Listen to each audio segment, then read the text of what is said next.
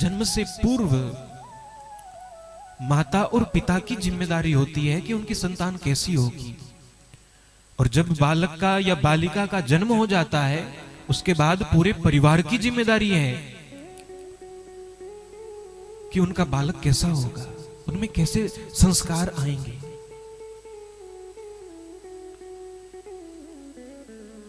और एक प्रसंग आता है मां मदालसा,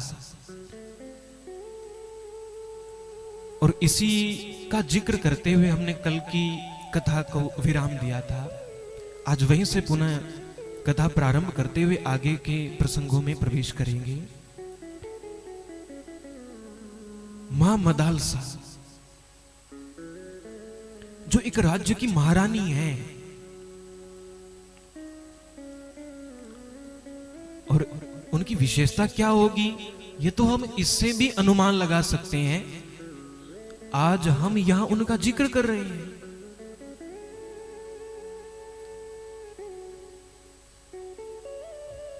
मां मदालसा ने अपने पति देव राजा से बातचीत करी, उनके दोनों के भीतर चर्चा हुई, और चर्चा के अंतर्गत राजा कहने लगा कि जो मेरा पुत्र होगा वो बड़ा वीर होगा,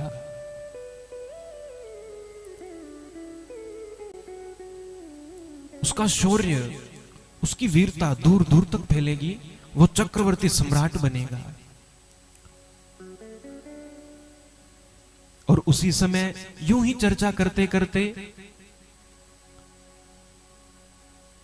महारानी मदालसा कहने लगी, राजन आप कह तो रहे हो, लेकिन आपसे अधिक ये मेरे ऊपर निर्भर करता है कि मेरी कोख से जन्म लेने वाली संतान कैसी होगी। और दोनों के बीच होड़ लग गई, शर्त लग गई। राजा कहने लगा मेरा पुत्र जो होगा वो बड़ा वीर होगा, वो इतना बड़ा राजा बनेगा, चक्रवर्ती सम्राट बनेगा।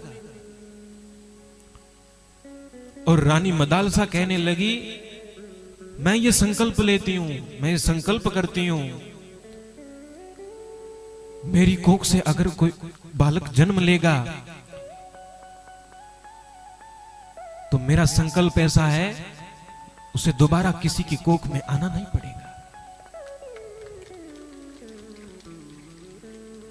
एक मां जब ऐसा संकल्प लेती है तब उनकी संतान कैसी होती है हम इस प्रसंग में सुनेंगे। कुछ समय बीता, रानी गर्भवती हुई, 9 महीने के अंतराल के बाद प्रथम बालक को जन्म दिया। जैसे ही बालक का जन्म हुआ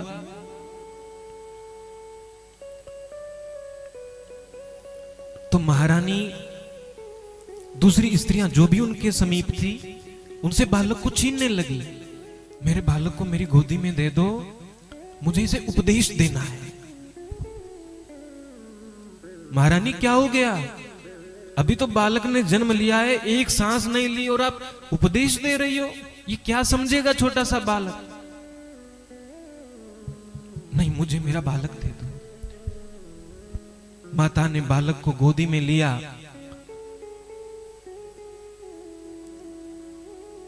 और उपदेश देना प्रारंभ किया। अभी पहली सांस ले रहा है बच्चा और मां उसका उपदेश कैसा है सुने तो आश्चर्यचकित रह जाए। बालक को गोदी में लेकर कहने लगी, शुद्धोसी, बुद्धोसी, निरंजनोसी। हे बालक, तू शुद्ध है, तू बुद्ध है, तू बुद्धिमान है, तू निरंजन है, तू स्वयं परब्रह्म है। तुम्हें इस सांसारिकता में भटकना नहीं है। संसार माया परिवर्जितोसी और फिर कहने लगी संसार स्वप्नम, ये संसार तो स्वप्न है। साखी में भी वर्णन आता है, महात्मा जन लिखते हैं, जागो रे मुमणो ना सोवो, ना करो नींद प्यार, और जैसा सुपना रेण का ऐसो ओ संसार। ये संसार ऐसा ही है जैसा रात को स्वप्न आता है। रात को सपने में हम कहां से कहां पहुंच गए, हमारे साथ पता नहीं कैसी घटना घटित हो गई, और जैसे ही जागे पता लगा अरे ये तो सपना आ रहा था, ये सब तो झूठ था। ऐसा ही स्वप्न, ये पूरा चराचर जगत जो हमें दृश्यमान जो दिखाई दे रहा है, ये भी एक स्वप्न है। किंतु इसका भान हमें तब होगा जब हम इस स्वप्न से बाहर निकलेंगे।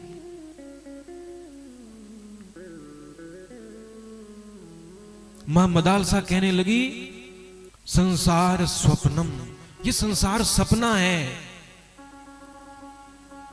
और इसमें भ्रमित नहीं होना है। पहली सांस बालक ने ली और उसके साथ ऐसा उपदेश मां दे रही है। इस उपदेश के साथ बालक को जन्म घूंटी प्रदान की गई है। वो बालक कैसा होगा, विचार करने की आवश्यकता है। जब बालक 5-7 वर्षों का हुआ, माता से कहने लगा, माता इस राजमहल में इन सब लोगों के बीच मेरा मन नहीं लगता, मैं वन में जाकर ध्यान करना चाहता हूं, मैं तपस्या करना चाहता हूं।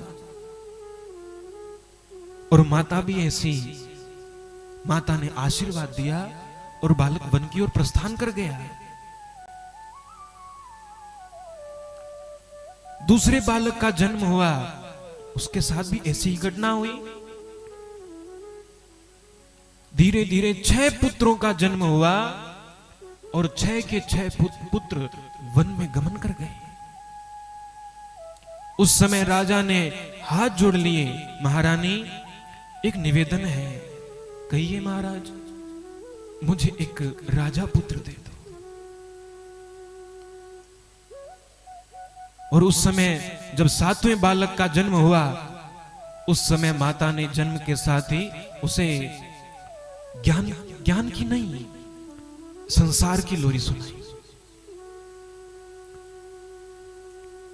जब बालक की बाल्यावस्था है तो उसे वीरता की कहानियां सुनाई। उसका वातावरण ऐसा कि उसका जीवन वीरता और शौर्य से भर गया।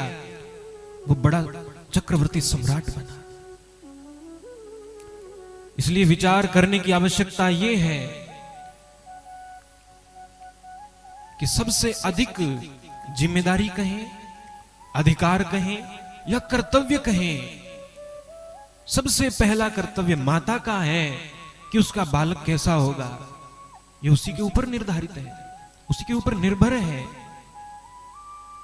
और माता के बाद बाकी अन्य परिवारजनों का कर्तव्य बनता है कि वे बालक को अच्छे संस्कार दें। ये कथाएं केवल सुनने के लिए नहीं, ये कथाएं जीवन में कुछ प्रेरणा लेने के लिए।